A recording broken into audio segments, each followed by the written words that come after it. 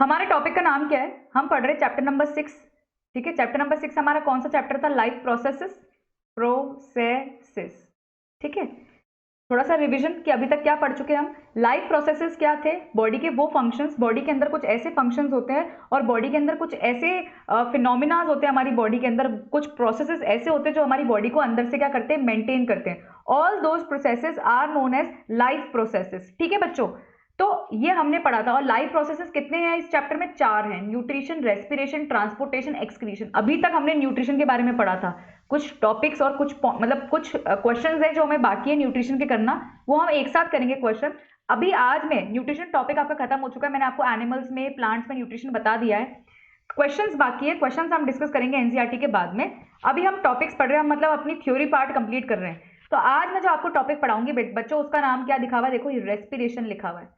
Very important topic respiration, ये ध्यान रखना, सबसे इंपॉर्टेंट टॉपिक है रेस्पिरेशन। समझने में भी बहुत इंपॉर्टेंट, मतलब आपका खूब टाइम और आपका खूब दिमाग लगेगा इस टॉपिक को समझने में। तो इसलिए कह रही हूँ, बहुत बढ़िया टॉपिक है। मुझे भी काफी समझाना पड़ेगा तब जाके आपको समझ में आएगा। तो अच्छे से पढ़ना, सीखते जाओ, समझते जाओ। ठीक है, सबसे पहला पॉइंट देखो रेस्पिरेशन। अच्छा हाँ, सुनो मेरी बात। पता है रेस्पिरेशन क्या होता है? अगर मैं पॉइंट स्टार्ट कराने से पहले रेस्पिरेशन के बारे में एक छोटी सी चीज बताऊं तो पता है रेस्पिरेशन का मतलब क्या होता है? रेस्पिरेशन का मतलब दो चीजों से मिलकर बना है रेस्पिरेशन। एक ब्रीदिंग और एक होता है बच्चों ब्रेकडाउन। अब आप सोच रहे होगे मैम ये क्या होता है? अब मेरी बात सुनो। अक्सर जब आप बच्चों से पूछोगे कि बेटा रेस्पिरेशन का मतलब बता, तो वो बोलते हैं सांस लेना, कि जो हम सांस लेते हैं वो प्रोसेस रेस्पिरेशन कहलाता है। गलत नहीं है कुछ भी, लेकिन ये पूरी डेफिनेशन नहीं हुई रेस्पिरेशन की। जब अपन सांस लेते हैं ना, सांस लेने को इंग्लिश में क्या बोलते हैं? Inhalation of oxygen. तो जब आपकी बॉडी में ऑक्सीजन जाती है ना बच्चों, that is known as breathing. वो रेस्पिरेशन नहीं कहलाता। जो आप सांस ले रहे हो ना, सांस लेना आपका ब्रीदिंग कहलाता है। This is your breathing cycle, breathing है ये हमारी। ठीक है, ब्रीदिंग का मतलब होता है सांस लेना। ब्रीदिंग की वजह से, देखो आपने अभी पिछले न्यूट्रिशन वाले टॉपिक में क्या पढ़ा था कि फूड का ब्रेकडाउन होना बहुत जरूरी है। फूड हमारे ब्रेकडाउन होके एनर्जी के फॉर्म में सेल्स तक तो पहुंच जाता है, लेकिन और जरूरत पड़ती है फूड को बर्न होने में। ठीक है, तो एक्चुअली में होता क्या है, जो हम ऑक्सीजन लेते हैं ना बच्चों, वो फूड के ब्रेकडाउन में मदद करती है और फूड को बर्न होने में मदद करती है। हमने ये तो पढ़ लिया कि फूड हमको एंजाइम्स की मदद से और जूसेस की मदद से फूड टूट के एनर्जी दे देता है, ये तो हमने पढ़ लिया। एक और जना फूड के ब्रेकडाउन में हेल्प करता है, जिसका नाम होता है ऑक्सीजन। तो जैसे ही फूड को ऑक्सीजन मिलती है, वो क्या रिलीज करना चालू कर देता है? एनर्जी। तो फूड का ऑक्सीजन की प्रेजेंस में एनर्जी रिलीज करना, that is known as respiration. तो मतलब रेस्पिरेशन दो चीजों से मिलकर बना है, one is breathing and another is breakdown. Breathing का मतलब तो क्या होता है? कौन सी गैस लेना? ऑक्सीजन। जो आप गैस ले रहे हो बॉडी में और जो एक्सहेल कर रहे हो, लेते क्या हो? ऑक्सीजन। देते क्या हो? Carbon dioxide. तो ऑक्सीजन गैस का आना और कार्बन डाइऑक्साइड गैस का जाना क्या कहलाता है बच्चों? ब्रीदिंग कहलाता है। ब्रीदिंग के बाद जब आपकी बॉडी में ऑक्सीजन आ जाती है आपके सेल्स के अंदर, आपकी बॉडी किससे मिलकर बनी है? सेल्स से, हमने 9th क्लास में पढ़ा है। तो सेल्स के अंदर जब ऑक्सीजन पहुंच जाती है, वो ऑक्सीजन आपके फूड को बर्न करती है और तोड़ती है और उसका ब्रेकडाउन कराती है, ताकि वो क्या अच्छे से रिलीज कर पाए? एनर्जी। ठीक है, अब इस पूरे प्रोसेस को बोलते हैं रेस्पिरेशन। क्या बोलते हैं बच्चों? रेस्पिरेशन बोलते हैं। सो अपन क्या पढ़ रहे हैं यहाँ पे? देखो फर्स्ट पॉइंट, देखो क्या लिखा हुआ है। The assimilated food is used mainly for to purposes. जो फूड एसिमिलेट हुआ है, मतलब एक्चुअली में जो फूड हमारी बॉडी तक गया है और जो फूड हमारी बॉडी तक पहुंचा है, कहाँ? एसिमिलेट मतलब जो बॉडी तक हमारे फैल रहा है। आपको याद है ना कि हमने पढ़ा था कि फूड का एब्जॉर्प्शन होता है, फिर वो एसिमिलेट होता है। एसिमिलेट मतलब पूरी बॉडी में फैलता है। तो जब फूड पूरी बॉडी में फैलता है तो दो कामों के लिए फैलता है और दो पर्पस होते हैं उसके। देखो पहला पर्पस क्या है? It is used as a fuel to get energy for various life process. जिस फूड का ब्रेकडाउन होके वो पूरे बॉडी पार्ट में फैलता है ना, वही फूड हमें क्या देता है? एनर्जी देता है दुनिया भर के प्रोसेस करने के लिए।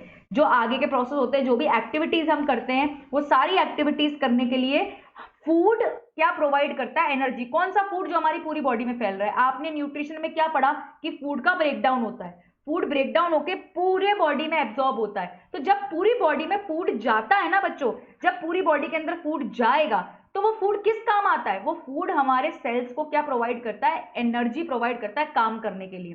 साथ साथ सेकंड काम क्या है? पहला काम तो ये, दूसरा काम क्या है? It is used as a material for the growth and repair of the body. आज हम फूड खाते हैं, वही फूड हमें एनर्जी देता है जिसकी वजह से हमारी बॉडी ग्रो करती है, डेवलप करती है, लग जाती है हमें, तो हमारी लगने के बाद हमारे टिश्यूज रिपेयर होते हैं, हमारी बॉडी रिपेयर होती है। ठीक है, ये सब काम कौन करता है? फूड। ये हमारा फ्यूल ही बॉडी का ही है। पर फूड में से क्या बाहर निकालनी पड़ती है? एनर्जी। आपने न्यूट्रिशन में क्या करा? आपने न्यूट्रिशन के अंदर फूड का अच्छे से ब्रेकडाउन करवाया, ब्रेकडाउन करवा के उसको सब जगह पहुंचाया, पहुंचाया मतलब एसिमिलेट करा। फिर उस फूड में से एनर्जी निकलना बाकी है। उस फूड में से एनर्जी कौन निकालती है? हमारी ऑक्सीजन गैस। तो ऑक्सीजन गैस का फूड में से एनर्जी निकालना क्या कहलाता है?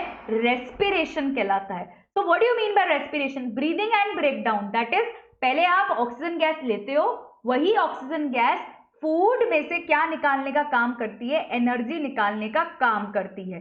ठीक है, तो अपन ने अभी तक क्या पढ़ा? अभी तक मैंने आपको यह पढ़ाया कि फूड दो काम करता है। एक तो हमारी बॉडी में एनर्जी देता है, जो कौन मदद करती है निकलवाने में? ऑक्सीजन। और ऑक्सीजन का फूड में से एनर्जी निकलवाना रेस्पिरेशन कहलाता है। अब देखो नेक्स्ट लाइन क्या दे रखी है? Food is the fuel for energy production in the cell. Cell के अंदर, अपने सेल के अंदर, सेल क्या है यार? मतलब बॉडी। अपनी बॉडी किससे मिलकर बनी है? सेल से। तो सेल को एनर्जी चाहिए, तो सेल्स के अंदर एनर्जी किसकी मदद से आती है बच्चों? फूड की मदद से आती है, क्योंकि फूड ही हमारे सेल्स के अंदर क्या प्रोवाइड करता है? एनर्जी प्रोवाइड करता है। Very important point, next point देखना जरा। देखो नेक्स्ट पॉइंट क्या है, very important. The oxygen reacts with the food molecules. जो ऑक्सीजन है वो फूड के साथ क्या करती है? रिएक्ट करती है। रिएक्ट करने का मतलब फूड को बर्न करती है, फूड में से एनर्जी निकालती है। देखो लिखा हुआ है, the oxygen reacts with the food molecules present in the body cells and burns them slowly to release energy. कहने का मतलब क्या है कि जो भी फूड हमारे सेल तक पहुंचता है वो बेचारा बर्न होता है। किसकी प्रेजेंस में बर्न होता है? जो भी हम ऑक्सीजन इनहेल करते हैं, फिर जैसे ही ऑक्सीजन इनहेल करके फूड बर्न होता है, वही हमें क्या प्रोवाइड करता है? हमारे सेल्स के अंदर एनर्जी प्रोवाइड करता है। तो कहने का मतलब क्या है? कहने का मतलब ये हुआ, 1 सेकेंड, हाँ, कहने का मतलब ये हुआ कि फूड, जो भी फूड हमारे सेल तक पहुंचता है उसको बर्न करने के लिए किसकी जरूरत पड़ती है? ऑक्सीजन की। जैसे उसे ऑक्सीजन मिल जाती है, फूड हमारे सेल्स के अंदर क्या रिलीज करता है? एनर्जी। इसी तरीके से हमारी बॉडी में क्या आती है? एनर्जी आती है। और एनर्जी क्या होती है बच्चों? रिलीज होती है। आगे देखो क्या लिखा हुआ है, जो फूड एनर्जी देता है ना, वो एनर्जी हमारे बॉडी के अंदर किस फॉर्म में स्टोर होती है? एटीपी मॉलिक्यूल्स के फॉर्म में। एटीपी कौन होता है, क्या होता है, अभी आगे समझ में आ जाएगा। बस तो तुम तो इस पॉइंट के लिए ये ध्यान रखो, जो भी एनर्जी हमारे सेल में आती है, मतलब जो भी एनर्जी फूड देता है, फूड क्या रिलीज करता है? एनर्जी। कौन रिलीज करवाता है फूड में से एनर्जी? Oxygen gas. ठीक है, तो फूड ने जैसी एनर्जी दी तो एनर्जी एक मॉलिक्यूल में कन्वर्ट हो जाती है, जिसको बोलते हैं एटीपी मॉलिक्यूल्स। कौन होते हैं एटीपी? वो मैं बताऊंगी, फुल फॉर्म क्या होता है वो भी मैं बताऊंगी, अभी आगे आने वाला है। बस ये ध्यान रखो, the energy thus release is stored in ATP molecules in the sales.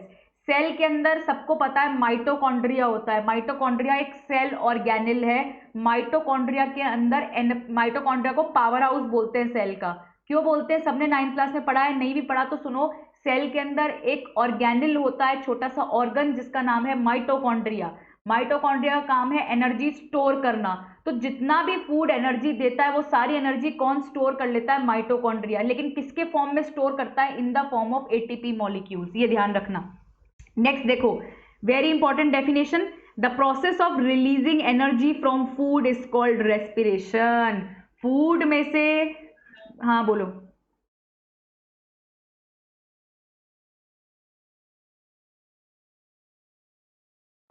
Chhaya ma'am करेगी बेटा बिल्किश को एक्सेप्ट, मैं एडमिन नहीं हूँ। 1 सेकेंड, मैं मैम को मैसेज डालती हूँ।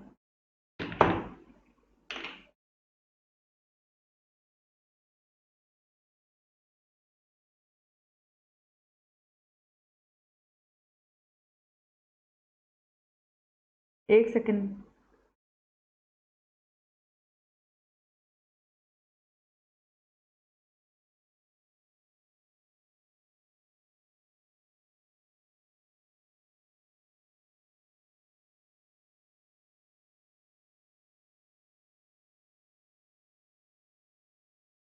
कर लेगी मैम ज्वाइन उसको। चलो नेक्स्ट देखो, तो फूड में से एनर्जी रिलीज करना in the presence of oxygen, that is known as respiration. तो जब भी आपसे कोई पूछे कि रेस्पिरेशन का मतलब क्या होता है, तो आप ये बोलोगे रेस्पिरेशन का मतलब क्या होता है कि फूड में से क्या बाहर आना बच्चों, एनर्जी बाहर आना। फूड में जब एनर्जी रिलीज होती है in the presence of oxygen, that is known as respiration. Respiration का मतलब सिर्फ सांस लेना नहीं होता, रेस्पिरेशन का पूरा मतलब क्या होता है कि फूड में से क्या रिलीज करनी है, आपको एनर्जी रिलीज करनी है। तो फूड में से जब एनर्जी रिलीज होती है in the presence of oxygen, that is known as respiration बच्चा।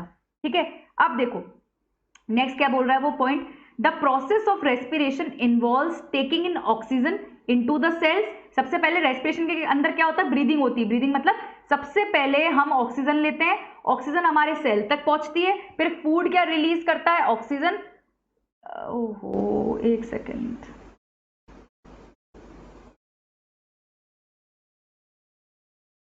हाँ फूड तक, सेल तक सबसे पहले क्या पहुंचती है, फूड पहुंचता है, सेल तक क्या पहुंचेगी, ऑक्सीजन। वही ऑक्सीजन फूड में से क्या रिलीज करती है, energy by burning the food. और जैसे ही फूड में से एनर्जी रिलीज हो जाती है, that process is known as respiration.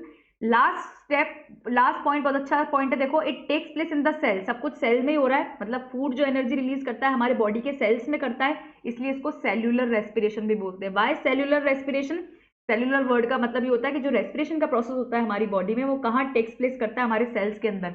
तो मैं आपको क्या पढ़ा रही हूँ, मैं आपको पढ़ा रही हूँ, टॉपिक का नाम क्या है, हमने नया टॉपिक स्टार्ट करा है आज। इस टॉपिक का नाम क्या है, जो इन बच्चों ने लेट ज्वाइन किया वो भी उनको भी बता रही हूँ। हमने जो टॉपिक स्टार्ट किया है बच्चों, उसका नाम है रेस्पिरेशन। रेस्पिरेशन का मतलब क्या होता है, रेस्पिरेशन का मतलब सिर्फ सांस लेना नहीं होता। रेस्पिरेशन दो चीजों से मिलकर बना है, ब्रीदिंग एंड ब्रेकडाउन। सबसे पहले आप इनहेल करते हो ऑक्सीजन, जब आप ऑक्सीजन इनहेल करते हो और बदले में कार्बन डाइऑक्साइड रिलीज करते हो, उसको ब्रीदिंग बोलते हैं, रेस्पिरेशन नहीं बोलते। रेस्पिरेशन और ब्रीदिंग दो अलग अलग चीजें हैं। ब्रीदिंग का मतलब होता है इनहेल करना ऑक्सीजन को और एक्सहेल करना कार्बन डाइऑक्साइड को। ठीक है, जब आप ऑक्सीजन को इनहेल कर लेते हो, वही ऑक्सीजन आपके फूड को फर्दर ब्रेक डाउन करती है और आपके फूड को बर्न करके क्या रिलीज करवाती है, एनर्जी। न्यूट्रिशन के अंदर क्या पढ़ा था कि फूड छोटे छोटे पार्ट्स में टूटकर और ब्रेकडाउन होकर वो पूरे बॉडी में एसिमिलेट होता है। एसिमिलेट मतलब फैलता है। जब फूड हमारे सेल्स तक पहुंच जाता है, तो फूड में से एनर्जी भी निकलवानी पड़ती है उस ब्रेकडाउन हुए हुए फूड के अंदर। तो फूड को एनर्जी रिलीज करने में मदद कौन करती है, ऑक्सीजन गैस। तो ब्रीदिंग के टाइम पे आपने जो ऑक्सीजन गैस ली, वो आपके सेल्स तक पहुंच जाती है, आपके बॉडी के सेल्स में चली जाती है, और वो फूड के अंदर से क्या रिलीज करवाती है, ऑक्सीजन। तो फूड का एनर्जी रिलीज करना in the presence of oxygen, food का एनर्जी देना ऑक्सीजन की प्रेजेंस में। कैसे, क्योंकि जो ऑक्सीजन होती है वो फूड को बर्न करती है। देखो लिखा हुआ है, the oxygen reacts with the food molecules present in the body cells and burns them slowly to release energy. तो फूड एनर्जी रिलीज करता है ऑक्सीजन की प्रेजेंस में। तो फूड का ऑक्सीजन की प्रेजेंस में एनर्जी रिलीज करना क्या कहलाता है, रेस्पिरेशन का प्रोसेस कहलाता है। और ये रेस्पिरेशन का प्रोसेस सेल्स के अंदर होता है, हमारे जितनी भी बॉडी के सेल्स है वहां होता है रेस्पिरेशन का प्रोसेस। इसीलिए रेस्पिरेशन के प्रोसेस को सेल्यूलर रेस्पिरेशन बोलते हैं। सेल्यूलर रेस्पिरेशन का मतलब होता है ये कहाँ टेक्स प्लेस करता है, सेल के अंदर, इसलिए इसको सेल्यूलर रेस्पिरेशन बोलते हैं। पहले बताओ, जितना ये एक स्लाइड पढ़ाई उतनी ये स्लाइड समझ में आई क्या सबको? मैंने सिर्फ रेस्पिरेशन पढ़ाया, सबको समझ में आया? बिल्किश लेट ज्वाइन करा, तुम्हें समझ में आया या फिर से समझाऊं? जिनको नहीं आया एकदम है ना, पढ़ाई के मामले में बेशरम बन जाया करो। बेशरम बनने का मतलब ये होता है कि जितनी मर्जी हो उतना पूछना चाहिए और जितना हो सके उतने अपनी डाउट्स क्लियर कर देने चाहिए। हाँ बोलो। बिल्कुल, देखो अपन पढ़ रहे हैं रेस्पिरेशन। रेस्पिरेशन दो चीजों से मिलकर बना है, ब्रीदिंग और ब्रेकडाउन। कुल मिला के ब्रेकडाउन तो फूड का हो ही गया है, पर रेस्पिरेशन ब्रीदिंग और फूड को ब्रेकडाउन में मदद करने में काम में आता है और फूड के अंदर से एनर्जी रिलीज करने के काम में आता है। सिर्फ रेस्पिरेशन का मतलब सांस लेना नहीं होता। जो फूड न्यूट्रिशन में टूट चुका था, वो फूड पूरी बॉडी में एसिमिलेट हो चुका है। देखो यहाँ लिखा हुआ है, the assimilated food is use mainly for two purpose. जो फूड हमारी पूरी बॉडी में फैल चुका है वो दो कामों के लिए काम में आता है हमारी बॉडी में। एक तो वो फूड हमारे सेल के अंदर क्या रिलीज करता है, एनर्जी, साथ साथ हमें ग्रो भी करता है, डेवलप भी करता है। ऑब्वियसली बात है, फूड में से एनर्जी मिलेगी तभी तो हमारी बॉडी ग्रो और डेवलप करेगी। तो फूड एक तरीके का फ्यूल है जो क्या प्रोवाइड करता है, एनर्जी। लेकिन जो टूटा हुआ फूड होता है और जो जिस फूड का ब्रेकडाउन हो चुका है और जो फूड पूरी बॉडी में फैल चुका है, वो हमारे सेल्स के अंदर तो पहुंच चुका है, लेकिन उसने अभी तक एनर्जी रिलीज नहीं करी है। फूड एनर्जी कब देता है? जब वो बर्न होता है, जब वो जलता है, किसकी प्रेजेंस में? ऑक्सीजन की प्रेजेंस में। तो ऑक्सीजन बॉडी में कैसे आएगी? जब आप ब्रीदिंग करोगे। ब्रीदिंग मतलब जब आप इनहेल करोगे ऑक्सीजन और एक्सहेल करोगे कार्बन डाइऑक्साइड, तो जैसे ही हम इनहेल करते हैं ऑक्सीजन, वो ऑक्सीजन हमारे फूड को बर्न करने में मदद करती है, और जब हमारा फूड बर्न होके एनर्जी देता है ऑक्सीजन की प्रेजेंस में, that complete process is known as respiration. तो रेस्पिरेशन की ये परफेक्ट डेफिनेशन हुई कि the process of releasing energy from food is called respiration. और जो भी रेस्पिरेशन का प्रोसेस होता है हमारा कहाँ होता है? सेल के अंदर होता है, हमारी बॉडी के सेल्स में होता है, इसलिए इसको सेल्यूलर रेस्पिरेशन बोलते हैं। Why cellular respiration? क्योंकि जो भी चीज हो रही है हमारे कहाँ हो रही है? सेल्स में होती है।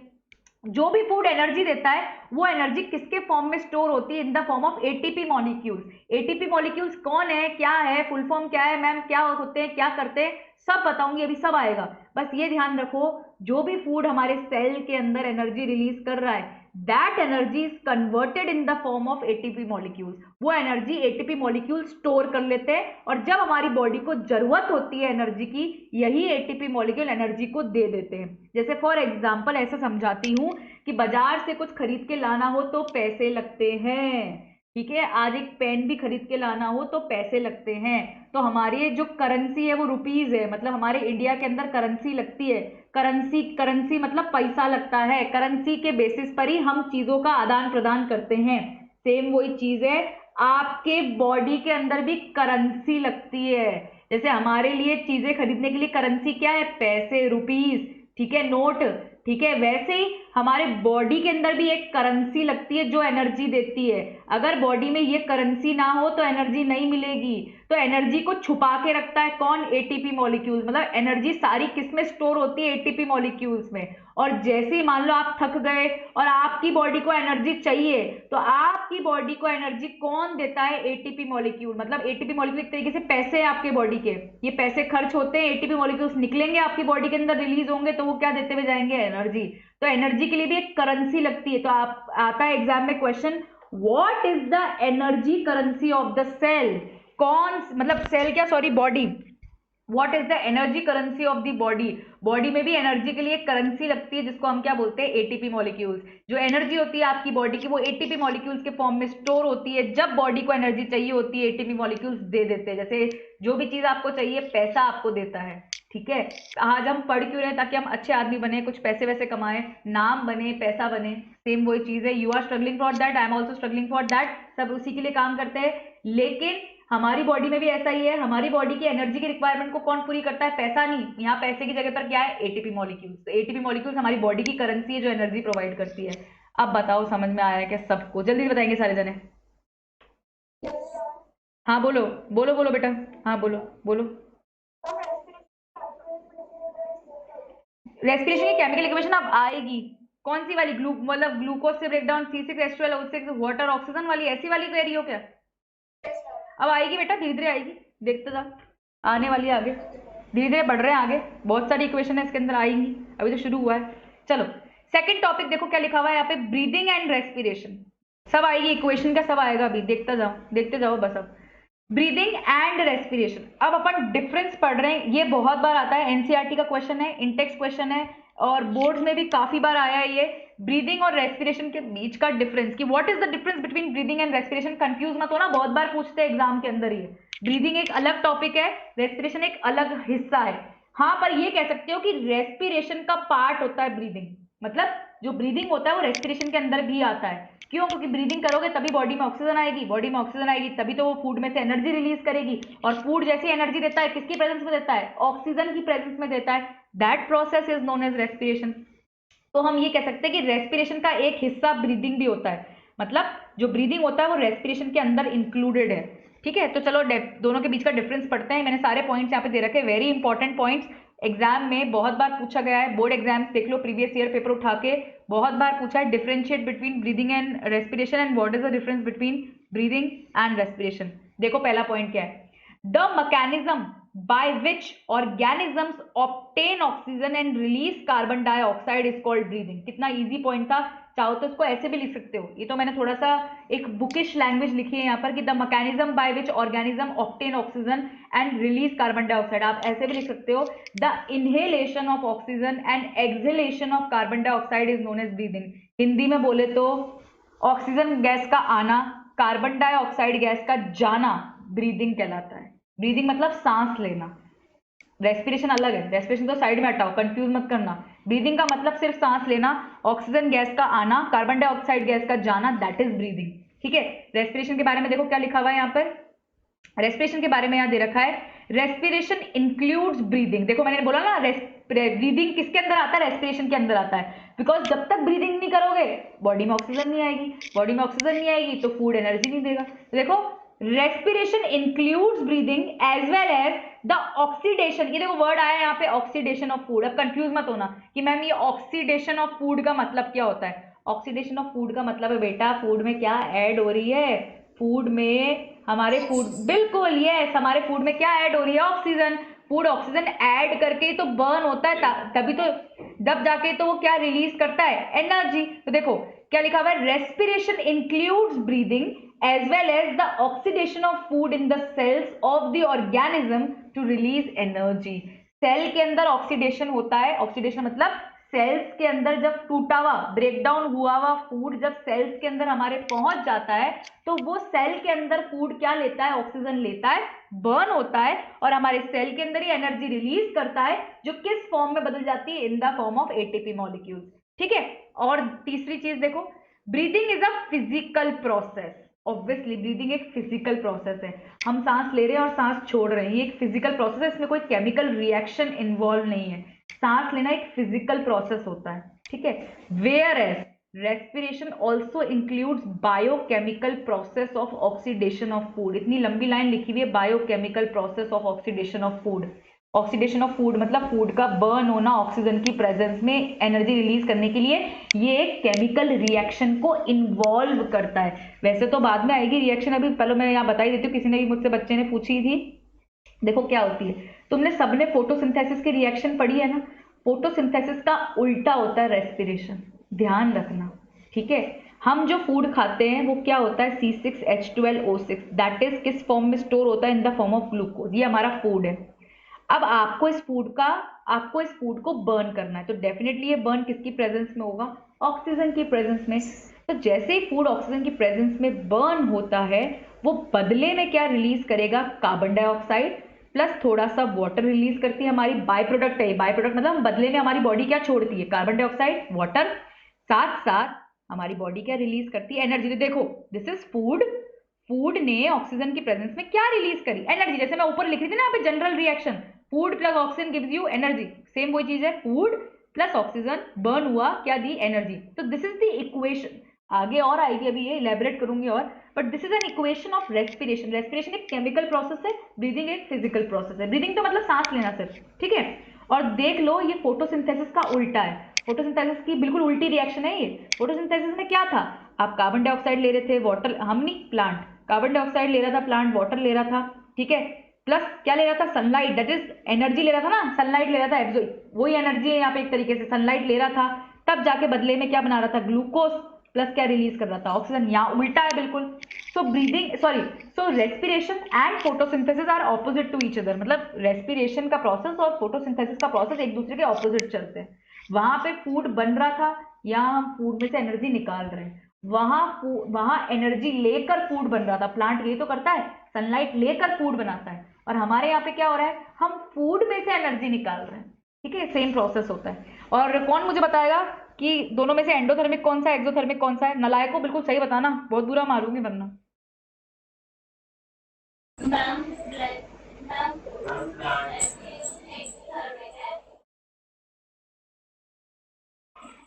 मेरे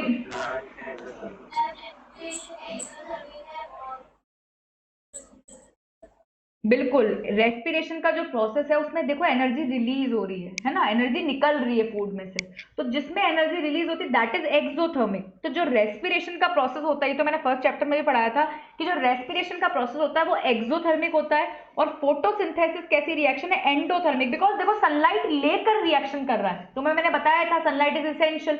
बिना सनलाइट की प्रेजेंस में फोटोसिंथेसिस हो नहीं सकता। तो प्लांट खाना कब बनाएगा, ग्लूकोज कब बनाता है, जब वो एनर्जी एब्जॉर्ब करेगा। कौन सी एनर्जी, सनलाइट। तो फोटोसिंथेसिस एंडोथर्मिक रिएक्शन है और रेस्पिरेशन एक्सोथर्मिक रिएक्शन है। नेक्स्ट प्रोसेस, नेक्स्ट स्टेप देखो, fourth point, the process of breathing involves the lungs of the organism. Breathing और सांस लेने के लिए हमें हमारे कौन से ऑर्गन की जरूरत पड़ती है, लंग्स की। Whereas the process of respiration also involves the mitochondria in the cell where food is oxidised to release energy. अभी मैंने आपको बताया था कि जो रेस्पिरेशन का प्रोसेस होता है वो सेल के अंदर होता है, सेल्स के अंदर, हमारी बॉडी के सेल के अंदर। सबने 9th क्लास में पढ़ा है, और अगर 9th क्लास में नहीं पढ़ा है तो हमारे सेल के अंदर छोटे छोटे ऑर्गेनल्स होते हैं जिन्हें माइटोकॉन्ड्रिया बोलते हैं। ये जितना भी रेस्पिरेशन होता है ना, जितनी भी रेस्पिरेशन की रिएक्शन होती है, रेस्पिरेशन क्या है कि भाई फूड बर्न होके ऑक्सीजन की प्रेजेंस में एनर्जी दे रहा है, ये रेस्पिरेशन है। तो ये जो रेस्पिरेशन की रिएक्शन होती है, जो रेस्पिरेशन का प्रोसेस होता है ना, ये सेल के अंदर तो हो रहा है, तभी तो उसको सेलुलर रेस्पिरेशन बोल रहे हैं। लेकिन सेल के अंदर भी पता है कहाँ होता है, माइटोकॉन्ड्रिया के अंदर होता है। तो बेसिकली रेस्पिरेशन के अंदर लंग्स भी इन्वॉल्व हो रहे हैं, क्योंकि ब्रीदिंग तो आ ही रही है, ब्रीदिंग नहीं होगी तो ऑक्सीजन नहीं आएगी। तो रेस्पिरेशन में लंग्स भी इन्वॉल्व होते हैं, माइटोकॉन्ड्रिया भी इन्वॉल्व हो रहा है। लेकिन ब्रीदिंग में माइटोकॉन्ड्रिया का कोई हाथ नहीं है, ब्रीदिंग को सेल से कोई लेना नहीं है। ब्रीदिंग में तो सिर्फ लंग्स इन्वॉल्व होते हैं, लंग्स हमारे ब्रीदिंग में हेल्प करते हैं। लंग्स का यही काम है, सिर्फ ब्रीदिंग मैकेनिज्म संभालना। रेस्पिरेशन ब्रीदिंग का ही, जो ब्रीदिंग होता है वो रेस्पिरेशन का ही हिस्सा है, ठीक है। पर ब्रीदिंग में सिर्फ लंग्स काम में आ रहे हैं हमारे, कोई माइटोकॉन्ड्रिया काम में नहीं आता। पर रेस्पिरेशन के अंदर लंग्स भी काम में आ रहे हैं, और माइटोकॉन्ड्रिया के अंदर और सेल के अंदर ये सारी रिएक्शन और रेस्पिरेशन का पूरा प्रोसेस होता है। लास्ट देखो क्या लिखा हुआ है, वेरी इंपॉर्टेंट लाइन लास्ट वाली, the main purpose of respiration is the release of energy. क्यों हो रहा है रेस्पिरेशन, रेस्पिरेशन का मेन तुम्हें पता है, जो हमारी बॉडी रेस्पिरेशन एक्चुअली, जब हम किसी से पूछते हैं ना जिन्होंने साइंस ढंग से नहीं पढ़ रखे होते, जिनके कंसेप्ट क्लियर नहीं होते, जब हम उससे पूछते हैं रेस्पिरेशन का प्रोसेस क्या है, तो बोलते सांस लेना, सांस ले रहे हैं हम जिंदा उसी की वजह से। रेस्पिरेशन, आज हमारी बॉडी में रेस्पिरेशन इसकी वजह से हम जिंदा है, ऐसा कुछ भी नहीं है बेटा। रेस्पिरेशन का मेन उद्देश्य, हमारी बॉडी में जो रेस्पिरेशन का प्रोसेस होता है उसका मेन एम क्या है, आपकी बॉडी को शक्ति देना यार, आपकी बॉडी को एनर्जी देना। एक बात बताओ, आज कोविड चल रहा है, कोरोना वायरस चल रहा है, आप सबको पता है कोविड के अंदर ऑक्सीजन लेवल कम होता जाता है, ठीक है। ऑक्सीजन लेवल कम तो होता है, जिस भी इंसान का ऑक्सीजन लेवल कम होता जाता है ना, जिसको ऑक्सीजन की कमी हो जाती है बॉडी में, ऑक्सीजन लेवल गिर रहा है कोविड की वजह से, लंग्स में इंफेक्शन हो गया है, तो उसकी प्रॉपरली ब्रीदिंग नहीं हो पा रही है, वो ब्रीदिंग ढंग से नहीं हो पा रही उसकी, जो देखो, तो जब कोविड पेशेंट्स होते हैं ना, कोविड वाले जो पेशेंट होते हैं, उनका ऑक्सीजन लेवल गिर रहा होता है, तो गिर रहा है इसका मतलब पता है क्या, उनके लंग्स में इंफेक्शन हो गया, जो वायरस है उन्होंने लंग्स को ब्लॉक कर दिया। अभी आगे पढ़ोगे इसी में रेस्पिरेशन में कि लंग्स में हमारी एल्वियोली होती है, उनको ब्लॉक कर देता है। तो वायरस क्या करता है, अपने लंग्स को खराब कर रहा है, तो लंग्स को खराब हो रहा है तो प्रॉपरली ब्रीदिंग नहीं हो पा रही है। तो ब्रीदिंग नहीं होती तो पता है साथ साथ ये जो कोविड के पेशेंट्स होते हैं ना, उनकी एनर्जी खत्म हो जाती है, वो बहुत लो फील करते हैं, मतलब उनकी बॉडी टूटी हुई लगती है, उनको बॉडी टूटी हुई मतलब बहुत कमजोरी आ जाती है कोविड के पेशेंट्स को, इतनी कमजोरी कि बेड से भी नहीं उठा जाता है। पता है क्यों, क्योंकि उनकी बॉडी में ब्रीदिंग प्रॉपरली नहीं आ रही है, मतलब ऑक्सीजन वो प्रॉपरली इनहेल नहीं कर रहे। भाई ऑक्सीजन लेवल गिर रहा है, 60 हो गया, 70 हो गया, 80 हो रहा है, 30 40 तक पहुंच जाता है। तो जब ऑक्सीजन लेवल बॉडी में गिरता है ना, मतलब जो भी खाना खाए, अगर कोविड का पेशेंट कितना भी खाना खा लेगा ना, पर उसका खाना प्रॉपरली उसकी बॉडी को एनर्जी नहीं दे पा रहा है। क्यों, क्योंकि बॉडी में ऑक्सीजन ही नहीं आ रही है। क्योंकि मेन पर्पस क्या होता है रेस्पिरेशन के प्रोसेस का, तुम्हारी बॉडी में रिलीज करना, क्या बेटा, एनर्जी रिलीज करना। तो बॉडी में यार एनर्जी रिलीज नहीं हो रही, जब तो कितनी कमजोरी फील होती है कोविड के पेशेंट को। जो भी कोविड का पेशेंट होता है, अगर वो रिकवर भी होता है तो रिकवर कब होता है, जब वो प्रॉपरली खाना खाता है, उसकी बॉडी हाइड्रेट रहती है। हाइड्रेट मतलब जब वो अच्छी तरीके से पानी पीता है, फ्रूट्स खाता है, ऐसे फ्रूट्स खाता है जो विटामिन सी वाले होते हैं, जो बॉडी को इम्यूनिटी देते हैं। अपार्ट फ्रॉम दैट, जितना वो हाइड्रेट रहेगा ना, उसकी बॉडी में ऑक्सीजन आएगी, क्योंकि वाटर भी ऑक्सीजन कंटेन करता है। तो बेसिकली उसको खाना तो खाना है, लेकिन ऐसा नहीं कि कोविड पेशेंट को सिर्फ खाना खाना खाएगा तो सही हो जाएगा, नहीं। जब तो ऑक्सीजन सिलेंडर्स लग रहे हैं, क्यों, खाना तो कितना मर्जी खा लो यार, पर खाना एनर्जी कब देगा, जब उसको ऑक्सीजन मिलेगी। तो इसीलिए जो कोविड के पेशेंट्स है ना, उनकी बॉडी बहुत वीक हो जाती है, वो कमजोर फील करते हैं, उनसे चला नहीं जाता, वो उनकी बॉडी टूटी हुई फील होती है, उनको ऐसा लगता है बॉडी में शक्ति ही नहीं है। क्यों नहीं है बॉडी में शक्ति, खाना तो खा रहे हैं, ग्लूकोज भी चढ़ रहा होता है, मान लो ग्लूकोज भी चढ़ रहा है, खाना भी खा रहे हैं, कुछ दवाइयां भी मिल रही है, खाना भी प्रॉपरली, न्यूट्रिशन भी हो रहा है, फिर भी बॉडी में एनर्जी नहीं आ रही। क्यों, क्योंकि बॉडी में ऑक्सीजन नहीं आ रही है, बॉडी में ऑक्सीजन लंग्स प्रॉपरली सप्लाई नहीं कर रहे सेल्स को, तो ऑक्सीजन नहीं मिलेगी तो फूड एनर्जी रिलीज नहीं करेगा। फूड तभी एनर्जी रिलीज करता है, और जब एनर्जी रिलीज करेगा तो ही वो प्रोसेस क्या कहलाता है बेटा, रेस्पिरेशन कहलाता है। So basically what is respiration, respiration का मतलब क्या होता है कि फूड जब एनर्जी देता है और एनर्जी रिलीज करता है, that is known as respiration. और मेन पर्पस क्या होता है एनर्जी रिलीज करना, दैट इज फूड का एनर्जी रिलीज करना, यही मेन पर्पस होता है रेस्पिरेशन का। पहले बताओ इतना समझ में आया क्या? हाँ बेटा, तो सबको समझ में आया रेस्पिरेशन का मतलब फटाफट से? चलो अब देखो, किसी को कोई प्रॉब्लम रेस्पिरेशन और ब्रीदिंग और रेस्पिरेशन में? किसी को भी कोई भी प्रॉब्लम है क्या? तो मैं आगे बढ़ूं?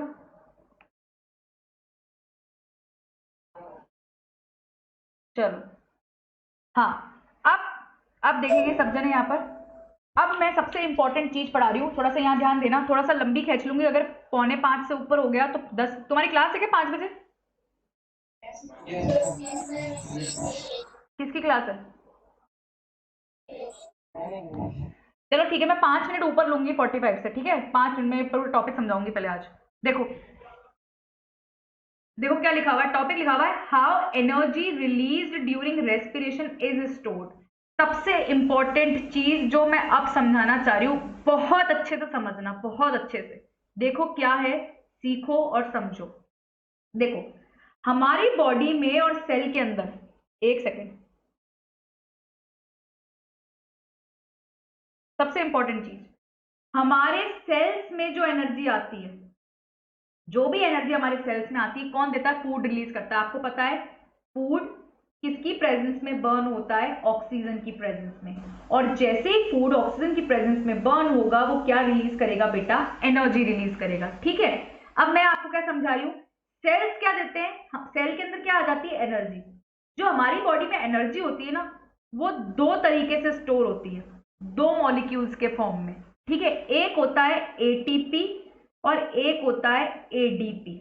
अब सवाल आता है ये एटीपी क्या होता है और ये एडीपी क्या होता है? अब सुनते जाओ, सीखते जाओ, समझते जाओ। एटीपी का फुल फॉर्म होता है एडिनोसाइन ट्राइफॉस्फेट मॉलिक्यूल। मॉलिक्यूल है ये जो एनर्जी स्टोर करता है। एडिन और एडीपी का मतलब भी सेम है, एडिनोसाइन डाइफॉस्फेट। यहां ट्राइफॉस्फेट है, यहां डाइफॉस्फेट है। एनर्जी इन दोनों के पास होती है। एटीपी पे जो एनर्जी होती है वो दोनों में ही स्टोर होती है, एटीपी मॉलिक्यूल्स के फॉर्म में भी स्टोर होती है और एडीपी मॉलिक्यूल्स के फॉर्म में भी स्टोर होती है। सुनते जाना है ना। एटीपी कैसा मॉलिक्यूल होता है? हाई एनर्जी वाला। इसके ऊपर, इसके पास जो एनर्जी का कंटेंट होता है और जो एनर्जी होती है एटीपी वाले मॉलिक्यूल के पास, वो ज्यादा होती है। मतलब जो भी एनर्जी हमारे बॉडी में आती है वो एक मॉलिक्यूल में बदल जाती है, ठीक है? एक मॉलिक्यूल होता है एडिनोसाइन ट्राइफॉस्फेट और एक होता है ADP, that is adenosine diphosphate. High energy वाला कौन सा मॉलिक्यूल होता है? एटीपी। और जिसके पास लो एनर्जी कंटेंट होता है वो एडीपी होता है। अब सुनना बहुत ध्यान से, जो मैं समझाना चाह रही हूं, जो मैं इक्वेशन यहां पे पढ़ाऊंगी उसको देखेंगे सारे बच्चे।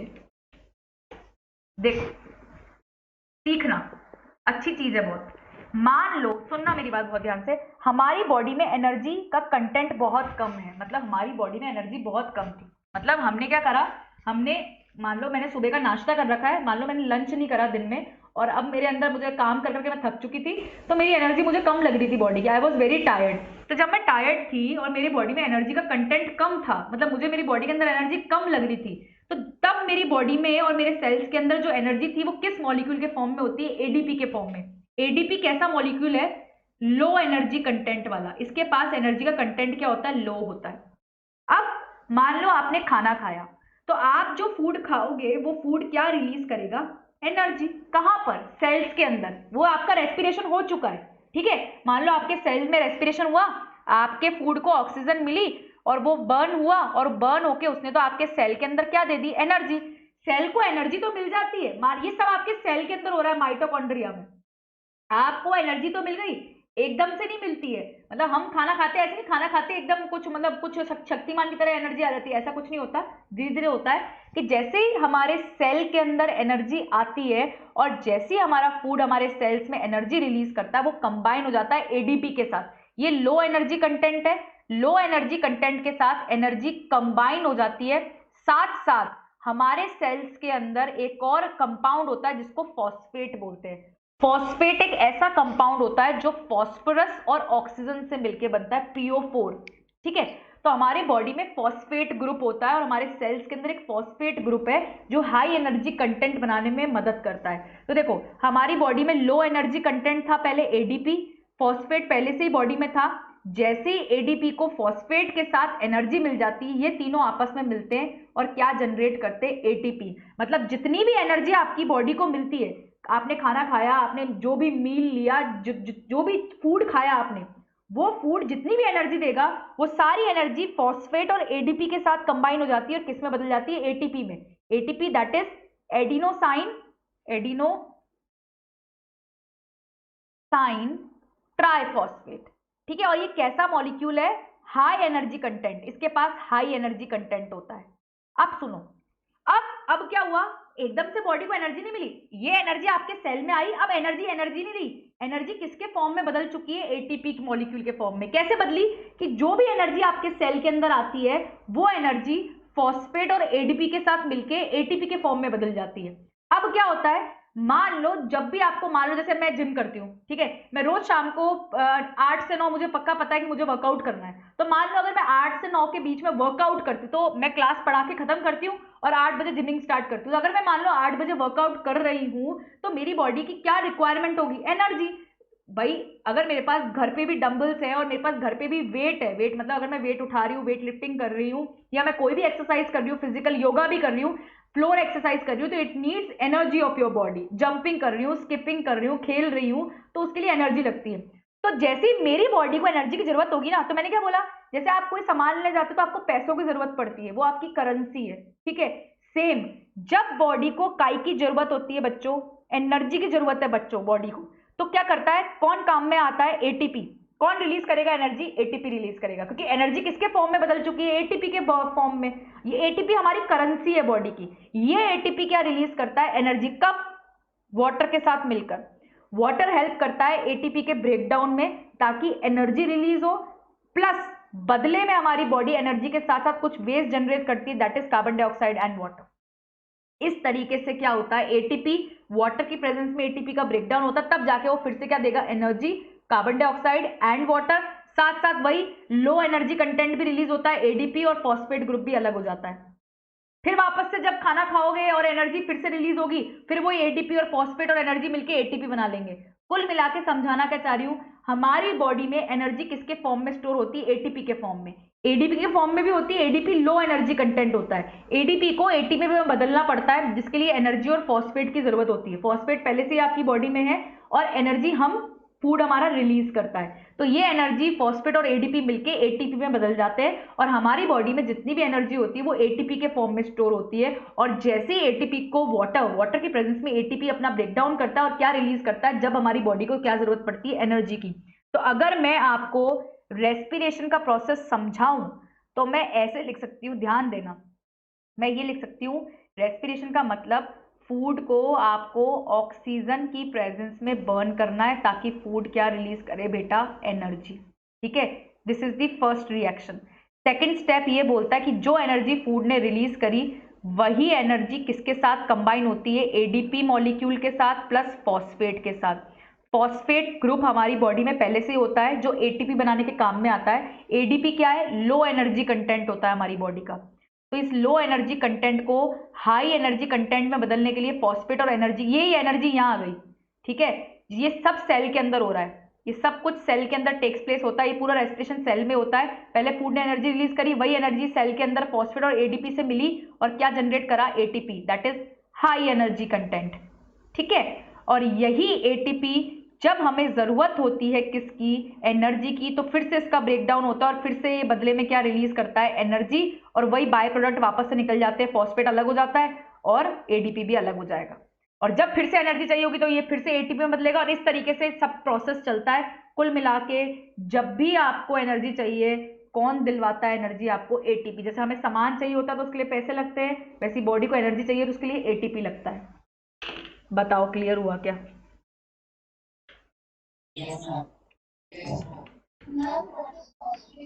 वन सेकेंड, वन सेकेंड, हाँ बोलो क्या कह रहे हो, अरे यार 1 सेकेंड यार, हाँ बोलो। फॉस्फेट एक ग्रुप होता है हमारी बॉडी में, फॉस्फेट आयन और फॉस्फेट ग्रुप प्रेजेंट होता है। फॉस्फेट एक आयन है, PO4।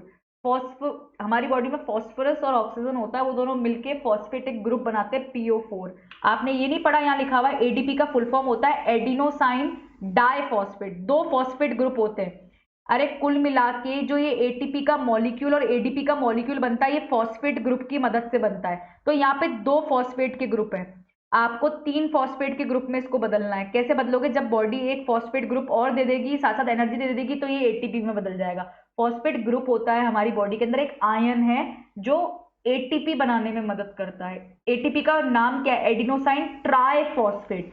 ये डाइफॉस्फेट है। डाइफॉस्फेट को PI से भी लिखते हैं। PO4 एक ग्रुप है, फॉस्फेट ग्रुप। ठीक है, ये हमारी बॉडी के अंदर होता है, सेल्स के अंदर, जो एनर्जी के मॉलिक्यूल बनाने में मदद करता है। ये डाइफॉस्फेट, यहाँ पे 2 फॉस्फेट के मॉलिक्यूल थे, 2 में 1 मिला तो 3 बन जाएगा, साथ साथ एनर्जी भी दोगे तो ये हाई एनर्जी कंटेंट और ATP बन जाएगा। आया क्या इतना समझ में?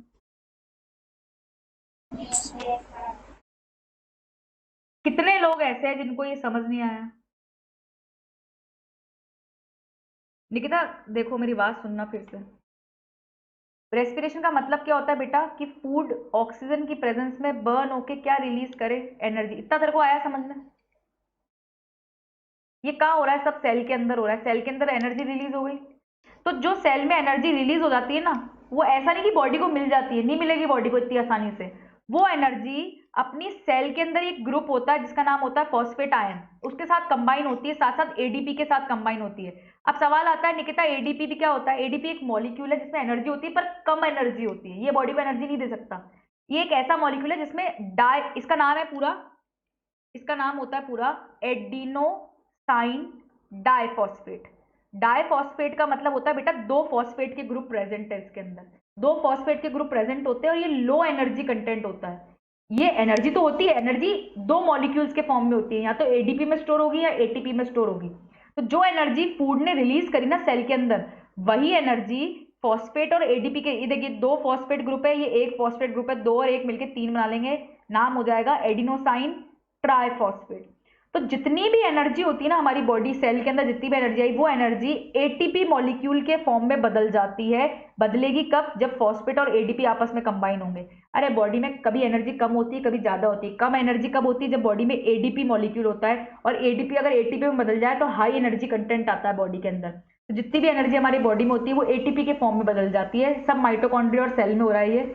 और जब हमारी बॉडी को एनर्जी चाहिए होती है, यही ATP वाटर की प्रेजेंस के अंदर फिर से क्या रिलीज कर देगा? हमारी बॉडी को एनर्जी। जैसे बाजार जाते हो कोई भी सामान खरीदने के लिए पैसे लगते हैं, वैसे बॉडी में अगर एनर्जी चाहिए और बॉडी को एनर्जी चाहिए तो क्या लगता है? ATP लगता है।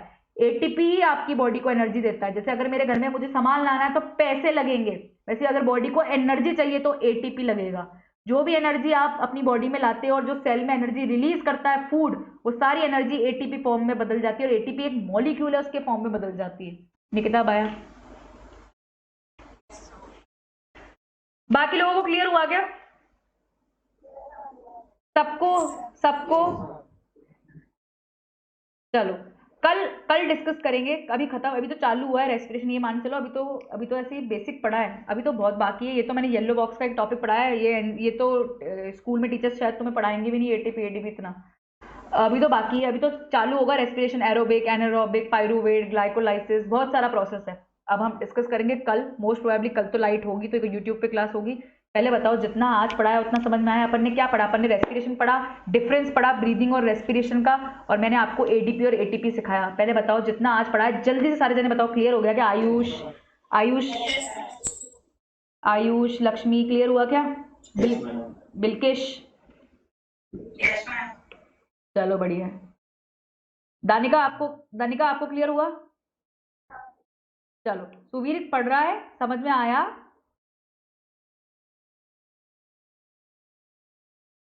तन्मय को आया? भक्ति को आया? चलो कल मिलते हैं फिर नेक्स्ट क्लास में। जाओ अपनी इंग्लिश की क्लास अटेंड करो। कल मिलते हैं नेक्स्ट क्लास में। Bye, thank you so much.